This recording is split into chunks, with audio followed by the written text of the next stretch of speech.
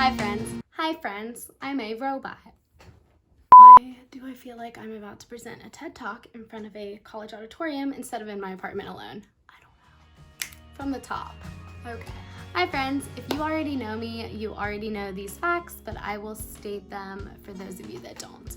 My name is Whitney. I'm 25 years old. It's officially today been 365 days since I gave up alcohol, and I love to overshare. It's my favorite, it's my hobby. I wanted to have one place to kind of like dump all of my information about this past year. I've had a lot of people reach out asking me questions, asking advice, asking how I've coped this past year. I wanted to make a video that I could have used when I was in that super dark place struggling with alcohol a little over a year ago. I have never felt peace like I feel these days after a year of giving up something that was negatively impacting every single area of my life. My heart rate would rise every time I even considered making a video and putting it out on the internet. Then coronavirus happened, and then I was like, well, now no one's really gonna care at all. But I just think of who I was a year ago and what I needed to hear, and if you're that person, I just want to talk to you. Okay, just come here. I just want to talk to you real quick, okay? This will be two parts. Part one will be why I ultimately gave up drinking. I know some of you just want to know. I have been an open book, but I haven't really laid it all out there. And then part two, I asked you guys to ask me your questions, and I answered them. Short, not short. It ain't gonna be short. Sweet, not sweet either. Simple, a little complicated. It'll be something. It'll be something. Briefly, I'll talk about my relationship with alcohol and where it stemmed from.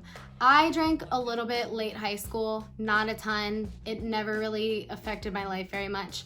I moved to Columbus, 1920, went to cosmetology school. That was when I started drinking a lot because I lived right off of OSU's campus, and that was like my college years. Then I moved back to Cincinnati, and I started working at a bar downtown and eventually got an apartment down here, which is where I still am. I still love downtown, okay?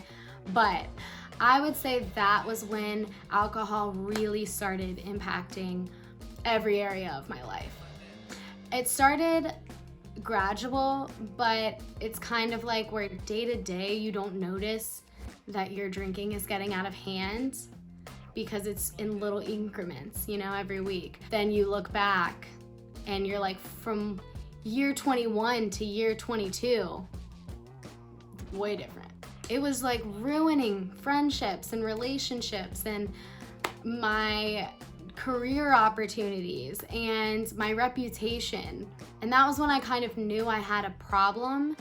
And my solution to that would be, I'm gonna give up alcohol for a month or two. And then once I proved to myself I could do that, I'd be like, okay, well, I obviously don't have a problem with alcohol. I can go a month without it. That was ignorant. And the thing about wake-up calls is everyone's wake-up call is different.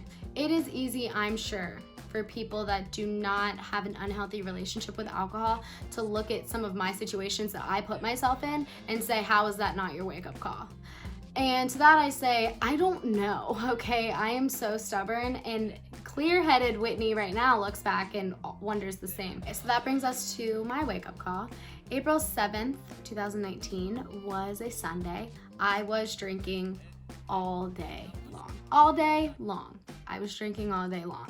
It was pretty out of character for me to drive drunk, but this day I decided to get behind the wheel of my car. And I made it about 8 minutes away from where my car was. Luckily, I didn't make it 9 minutes away because then I would have went off of the bridge into the river. I went off the side of the road. I flipped my car, completely annihilated it. I will show you a picture of my car. It was bad. I don't remember any of the actual wrecking part. I assume I passed out and ran off the side of the road. I came to upside down in my car. I have a picture of what the seatbelt did too, if you need a reminder to wear your seatbelt. crawled out of the window and there were 2 people already outside of my car checking on me. The police came pretty quickly after that. I did field sobriety tests for I don't know how long in front of my upside down car smoking behind me. I'm not a police officer, but that doesn't sound like right protocol, but went straight to jail. Had court the next day. They released me. My stepdad picked me up. I cried for 24 hours straight. I usually let myself a little bit of time to throw a pity party. That was a pity rager. I was in a really, really dark place for a while. And then I was like, all right, time to make some changes. For me, the biggest takeaway from that day and everything that I did was that I got the ultimate second chance, like the biggest second chance of all time. I could have killed someone, and I'm not somebody who would have been able to live with that.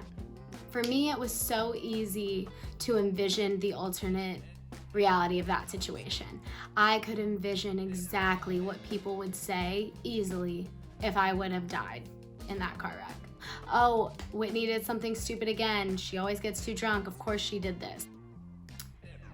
And I could hear what my family would say. I could see what they would have to go through. It was like just watching it all in fast forward, just unfold. So for me to just wake up the next day and say, holy crap, something horrible happened to me, like, it seems so selfish just to go back to drinking after that. I felt so sorry for myself. And then once I snapped myself out of that, I was like, get over yourself. At the very least, I just hope that if you're gonna keep drinking, just like, for the love of God, stop driving. Do not drive. Because I would say I have the best case scenario of that situation playing out. Being the only one involved and not seriously injuring myself or somebody else or killing someone. I do not think that if I would have continued down the path I was on, I would have gotten that lucky again. I don't think I would have gotten any more chances. I think I used all of mine up. But if I made changes and I went down the path that I was envisioning for myself and saw the best case scenario, then I could look back and say that was the best thing that ever happened to me. And what do you know? What was the best thing that ever happened to me? Ask me today. I'll tell you every single time. Wrecking my car and getting a DUI. Oh, yours is you went to Disney World? I wrecked my car and got a DUI. But seriously, it completely changed my life. All right, so I will get into the questions I was asked now. I could go on for hours, okay? I will not do that. So I try to keep my answers kind of short and sweet, but if you want any more clarification on anything, ask away. I am an open book. Too much of an open book sometimes, but here we are. Do you still crave it? No.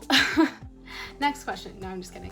I do have days on occasion where it'll be like a really sunny Sunday and my friends will invite me to brunch and I'm like, I want a mimosa. But when I first quit drinking, I developed a strategy for myself. So every time I felt like I wanted to drink, I forced myself to evaluate why I wanted to drink, what I thought I would get out of it, and what would actually happen if I did drink. I have found doing that over and over and over again, now it is just second nature. My brain makes the connections without me really thinking about it, that sometimes when you want to drink, it's just because it's a habit. It's things that you normally do. It's a routine. Normally on a Sunday when you go to brunch and it's summer and it's nice outside, you have a mimosa. So every time you go do those things, you're like, I need a mimosa with me because these things go hand in hand. But really, if you just think about it for like longer than 5 seconds, you're still gonna have fun at brunch with your friends. If you don't have a mimosa, nothing's gonna change besides the fact that you won't feel terrible in the morning. You won't make any bad decisions that night. I mean, you might, but they won't be because of alcohol. I still make plenty of bad decisions sober. Don't you worry. The biggest thing I can say for when you first give up drinking and you are really craving it though, is journal. I mean, that's my response to everything. Journal, journal, journal. Journal, say that 5 times faster, okay? If you don't wanna jot it down in a physical journal, just open up a note in your phone, and every time you want to drink, just jot down real quick why, what you think you're gonna gain from it, and what would actually happen. Mine typically went like this. I want to drink. Why do I want to drink? Because all my friends are. What do I think will happen? I think I'll have more fun if I drink. What will actually happen? I will take it way too far and get way too drunk. Do something stupid, look embarrassing, send a text I don't want to actually send, say something I don't want to actually say, wake up tomorrow with a horrible hangover. And then I'd be like, oh, okay, well, I'm just gonna go ahead and not do that. Did you lose any friends, or were they just people that you thought were friends but turned out to only be drinking buddies? I don't want to say I lost any friends. I view my friendships kind of in circles. Okay, so I have my closest circle, then a little bit further out, and then a little bit further out. My friends definitely shifted the circles they were in. Some of my friends that were closest to me kind of moved out to a further circle, and then some of the ones in the further circles that were always kind of the voice of reason that I didn't want to hear, so I pushed them away, they became closer to me. My best friend, Megan, she, I want to say, was sober for 7 or 8 months when I gave up drinking for good. Her and I were always friends, but we got so much closer once I gave up drinking. I remember when I was drinking, I would kind of be annoyed that she wasn't drinking, and now looking back, it's because I needed to quit and I didn't want her reminding me that I needed to quit. Since I gave it up, that's just a friendship that has straight up flourished, and I would not be where I am today without her help. Anyway, that wasn't the question. I haven't lost any friends really. They just kind of shifted where they were in my life. I did lose friends if they were placing bets on how long my sobriety would last and making fun of me getting into a car wreck. You thought I didn't know about that, didn't you?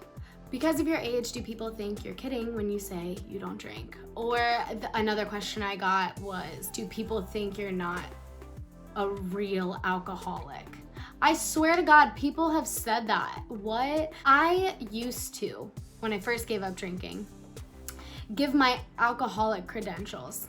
And I would start, well, yeah, I know I was only 24 at the time. I know I'm only 24, but you should hear about all the ways I've ruined my life thus far because of alcohol. Now, I don't have the time. And people that need an explanation, goodbye. I don't need to talk to you anyway. If somebody asks you that, I would urge you to tell them to F off.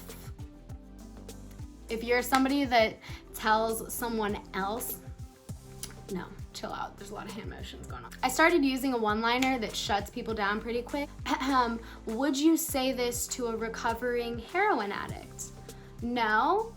Well then, don't say it to somebody who's recovering from alcohol addiction. Thanks. Usually, people stop talking to you after that. What was the hardest lesson you learned through sobriety, and how has that helped you in other areas of your life? One of the hardest lessons was knowing that I had to accept that all the things that I was afraid of happening when I gave up alcohol were going to happen. But let me explain, they all ended up being things that I was grateful for. I so deeply ingrained drinking in my personality that I began to think that my whole personality was tied to drinking. If you asked people a year ago to describe me, it would be those words. Okay, crazy, fun, wild, insane. I was afraid of losing that, and then a year later, don't get me wrong, it's still on the list. Okay, your girl is still so fun, but I would hope that people have way deeper things to say about me than she's a good time. Did anything change that you didn't expect to change? I would say my confidence and my willpower. The crazy thing is, once you give up something you thought you could not live without, everything seems like a piece of cake after that. You know, a year ago, I would make promises to myself, I'd break them. Now, if I make a promise to myself, I'm like, crap, I really am gonna do that, aren't I? Once you give up something you thought you couldn't live without, you're going to feel like the biggest badass. And guess what?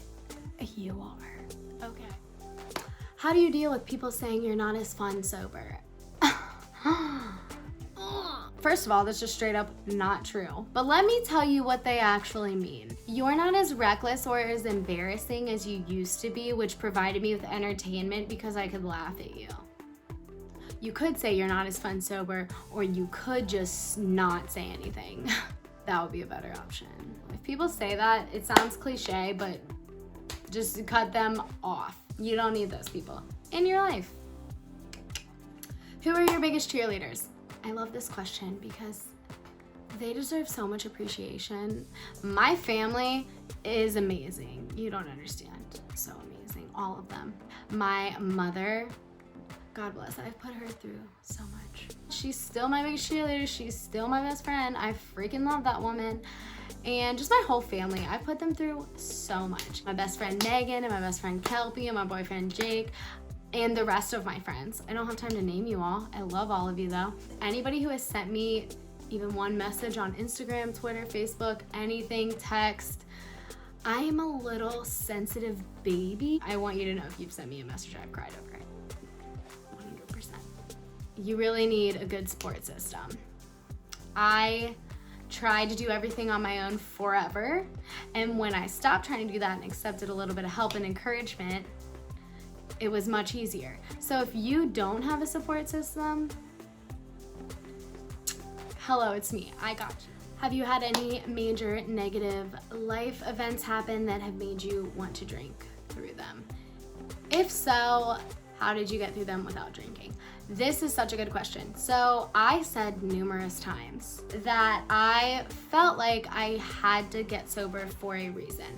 And I kept saying, I feel like something's gonna happen that I need to be sober for. Lo and behold, a huge event rocked my family immediately. As soon as I found out, was like, I know exactly how many shots I can go to the bar and take before I will stop caring about this. And I was like, let's go hurt my liver so my heart doesn't hurt as bad. Once I got over that initial need to drink, I realized that I could not be there for mainly my little sisters and my little brother the way that I wanted to be there for them if I was hammered the whole time. In a dark situation, the light was that I was very thankful that I had made a change before all of this went down. It was nice to be able to see how you can handle situations when you're sober and how drinking just makes them worse all the time. Love this. What's the best part about being sober? Let me tell you.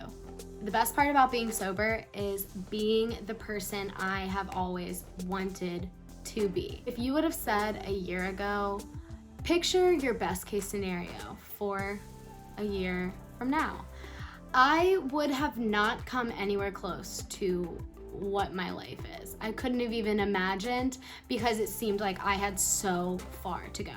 I would recommend that you sit down and really get to know yourself with a journal entry. What do you know? I wrote down all of the characteristics of the person that I wanted to be. My best self, I wrote down what I thought all of the attributes were that I would have. And then after that, it makes every decision in your life easier because you can say, okay, I have to make a choice between these two things. Which one will get me closer to the person I want to be? This thing, done, easy. I am able to be the friend I've always wanted to be, the daughter, the granddaughter, the older sister. And I couldn't help anybody the way that I really wanted to help them because I couldn't help my freaking self first. And then once I was able to help myself, I was able to give so much more to all of the people that I love. That is the best part about being sober. Being the person I've always wanted to be and working on that every day with no roadblocks. Well, I mean like roadblocks, but like nothing holding me back. In conclusion, what I would want somebody to take away from this video is that no matter how dark of a place you're in right now, you can pull yourself out of it. You deserve to be happy. Rewind that, say it again, what? You deserve to be happy. I know when I was in that super dark place, I kind of just felt like this is how happy I deserve to be. Not very. And I kind of felt like everything bad that happened to me was just karma. I deserved it because I was making all these bad choices. And you get into this cycle of self-loathing and you just hate yourself and you think everything bad you deserve. And that's not true. Okay? If you need someone in your corner, it's me. Well, I think I said everything I needed to say. No, I didn't. That will never be true. That will never be true for as long as I live. I will never have said everything I needed to say. I always have more to say. On that note, though, if you have any questions, I'm an open book. Please send them to me. I will try to help as best I can. I'm thinking of you. I'm rooting for you. If you watch this whole video, you are either so bored in quarantine or you are really working on yourself. I'm gonna choose the second, and you're a badass, so I appreciate you. I love you. How do you end a video? Alright, bye. I'm not wearing pants, I can't do that.